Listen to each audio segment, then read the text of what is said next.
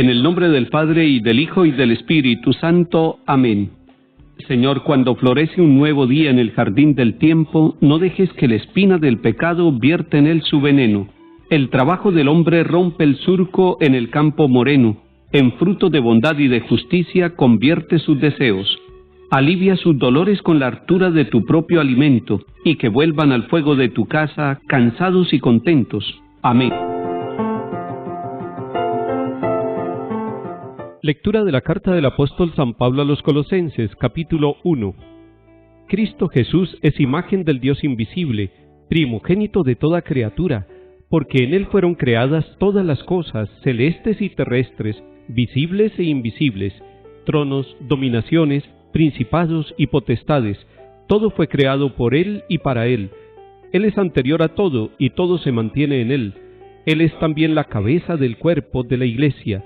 Él es el principio, el primogénito de entre los muertos, y así es el primero en todo, porque en Él quiso Dios que residiera toda plenitud, y por Él quiso reconciliar todas las cosas, las del cielo y las de la tierra, haciendo la paz por la sangre de su cruz. Palabra de Dios, te alabamos, Señor.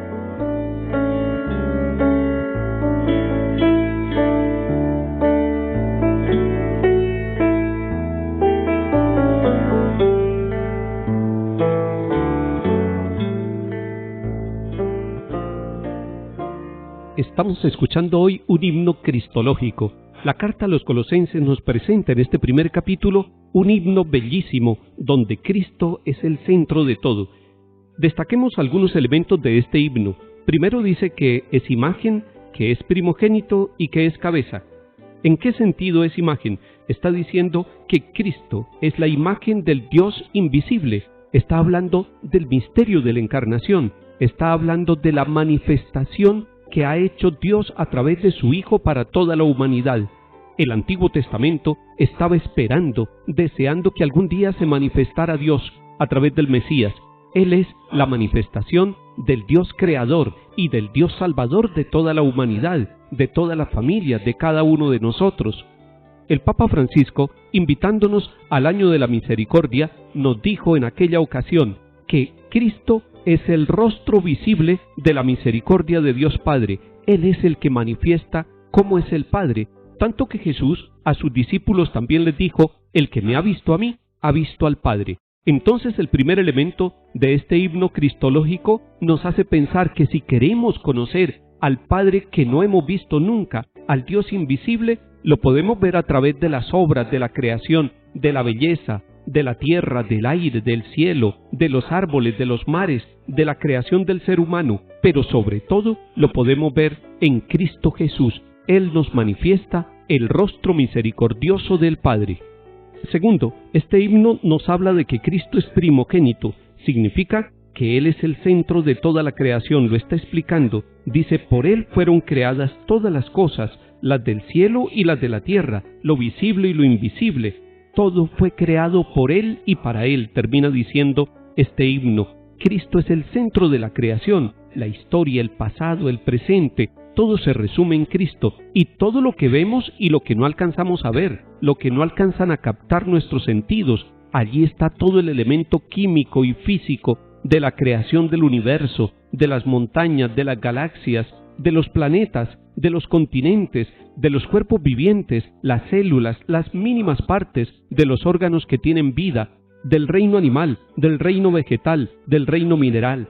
Todos los elementos pequeños y grandes, los que alcanzamos a ver y los que nuestros sentidos no alcanzan a captar, están todos en Cristo y por Cristo, porque dice San Pablo en este himno de la carta a los Colosenses, todo fue creado por Él y para Él, y Él es anterior a todo, y todo se mantiene en Él. Ahora este himno pasa de la centralidad cósmica que tiene Cristo Jesús a la centralidad eclesial. Dice que Cristo es cabeza. Primero dijo que es imagen, segundo dijo que es primogénito, ahora nos dice que es cabeza, y que el cuerpo es la Iglesia, y la Iglesia somos todos los bautizados, hombres y mujeres, bautizados en la Iglesia, en Cristo Jesús, en el Padre, en el Hijo y en el Espíritu Santo. Todos hemos recibido el ser parte de ese cuerpo desde la creación, pero sobre todo desde la manifestación de la gracia a través del sacramento del bautismo. Nosotros, los bautizados, los peregrinos, los que trabajamos, los que descansamos, los niños, los jóvenes, los adultos, los ancianos, todos hacemos parte del cuerpo de la Iglesia por el bautismo, y Cristo es la cabeza de ese cuerpo. Por eso nosotros nos sentimos orgullosos de ser parte de este pueblo de Dios, porque nuestra cabeza es santa y es el centro de la historia y es el Salvador de la humanidad.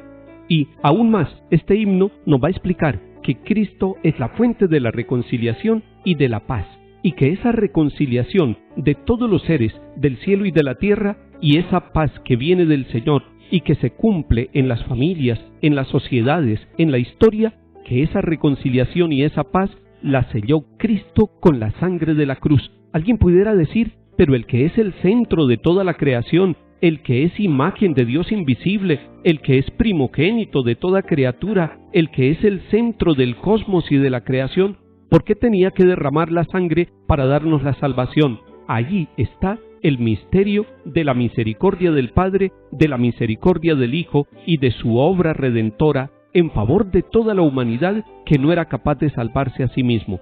Hoy démosle gracias al centro de la historia porque Él se encarnó en el vientre de la Virgen María, nació, nos predicó el reino, murió en la cruz, resucitó y su sangre nos da la salvación y nos da la esperanza de resucitar con Él, de vivir en paz y de vivir reconciliados.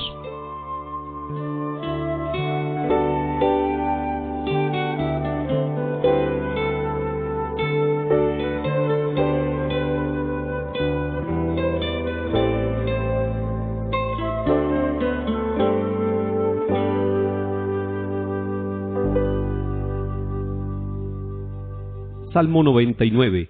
Aclama al Señor tierra entera, sirvan al Señor con alegría, entren en su presencia con vítores, sepan que el Señor es Dios, que Él nos hizo y somos suyos, su pueblo y ovejas de su rebaño.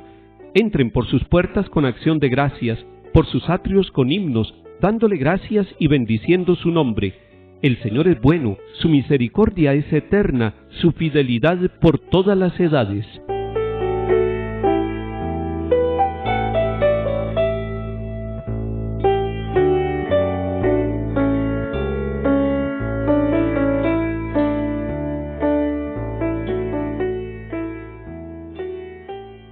Lectura del Santo Evangelio según San Lucas, capítulo 5.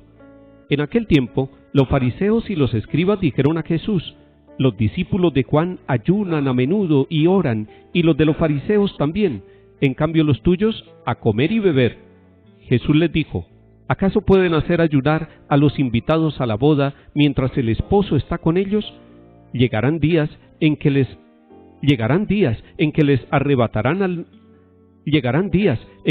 arrebatarán al esposo, entonces ayunarán en aquellos días. Les dijo también una parábola: nadie recorta una pieza de un manto nuevo para ponérsela a un manto viejo, porque si lo hace, el nuevo se rompe, y al viejo no le cuadra la pieza del nuevo. Nadie echa vino nuevo en odres viejos, porque si lo hace, el vino nuevo reventará los odres y se derramará, y los odres se estropearán. A vino nuevo, odres nuevos. Nadie que cate vino viejo quiere del nuevo, pues dirá: el añejo es mejor. Palabra del Señor. Gloria a ti, Señor Jesús.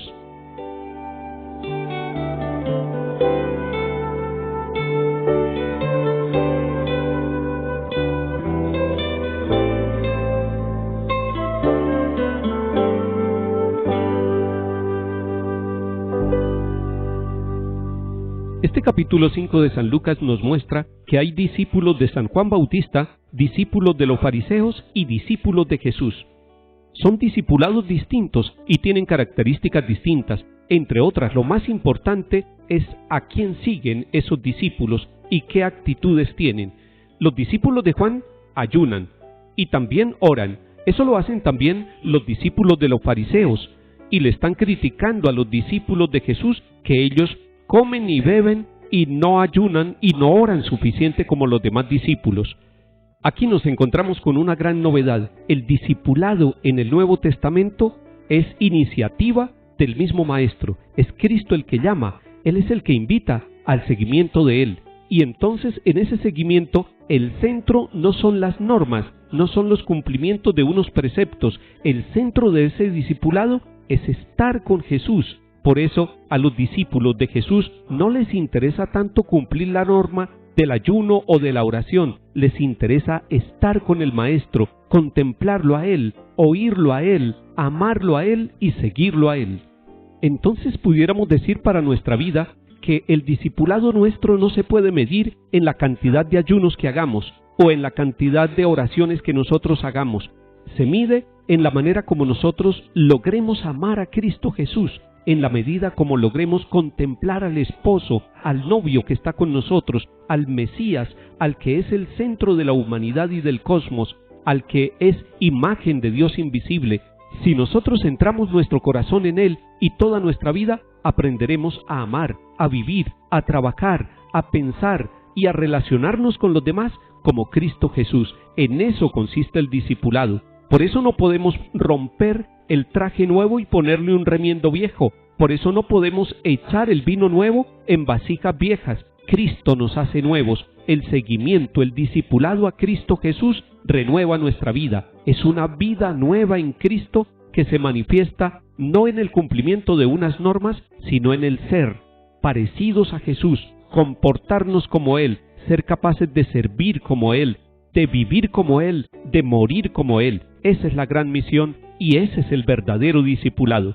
Hoy queremos vivir el seguimiento de Cristo con alegría, con gozo, diciéndole al Maestro que Él transforme nuestro corazón, nuestra forma de pensar, de trabajar y de relacionarnos, porque queremos que Cristo esté presente en nuestra familia y en nuestra vida, que Él sea la fuente de la reconciliación y de la paz. Que el Señor nos bendiga y acompañe, en el nombre del Padre, y del Hijo, y del Espíritu Santo. Amén.